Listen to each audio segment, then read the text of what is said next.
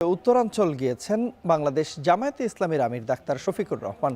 পঞ্চগড় ও দিনাজপুর ঘুরে এখন তিনি যাচ্ছেন ঠাকুরগাঁওয়ের উদ্দেশ্যে।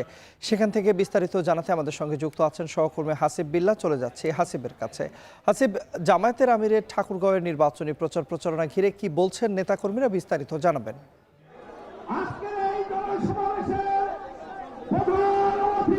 তন্ময়, কিছুক্ষণ হলো মাত্রই বলা যায় যে জামাত আমির এই দিনাজপুর থেকে এই যে ঠাকুরগাঁ মাঠে মূলত এসে উপস্থিত হয়েছেন এবং তার আগমন উপলক্ষে নেতাকর্মীদের মধ্যে উচ্ছ্বাস দেখা যাচ্ছিল।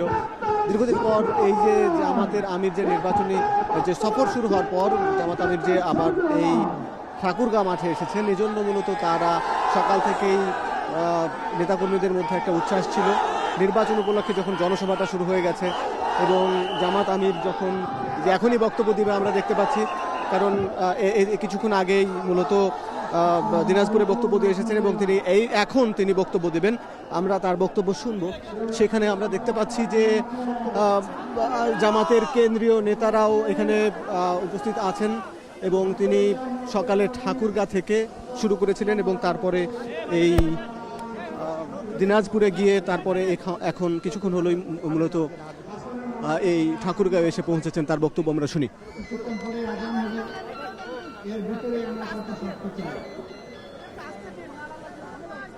আমি আসলে আজকে বক্তৃতা দিতে আসিনি,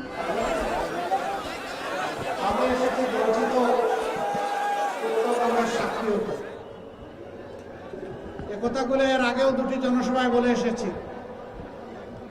একথা বলেছি আমি পঞ্চগড়ে, বলেছি দিনাজপুরে, এখন বলছি ঠাকুরগাঁয়ে। উত্তরবঙ্গকে বলা হয় বাংলাদেশের শস্য ভাণ্ডার। বাংলাদেশের 1/3 ভাগ খাদ্য এখানে উৎপাদন হয়, ফল উৎপাদন হয়, সবজি উৎপাদন হয়। সারা বাংলাদেশকে যারা খাবার সরবরাহ করেন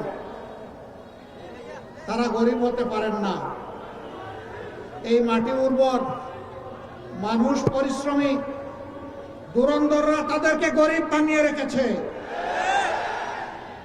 যুগের পর যুগ বৈষম্য করা হয়েছে, ন্যায্য পাওনাটা দেওয়া হয়নি। সরকার এসেছে, সরকার গিয়েছে, নেতা এসেছেন, নেতা গিয়েছেন, হয়তোবা তাদের ব্যক্তিগত কিছু সুযোগ সুবিধা হয়েছে, কিন্তু জনগণের যা হওয়া দরকার ছিল সেটা হয়নি। উত্তরাঞ্চলে নির্বাচনী প্রচারণায় অংশ নিতে সফর করছেন জামায়াতের আমির ডাক্তার শফিকুর রহমান। তিনি এই মুহূর্তে ঠাকুরগাঁওয়ে কথা বলছেন, আমরা শুনছিলাম তার কথা। ওয়াটার পাম্পের রোটর এখন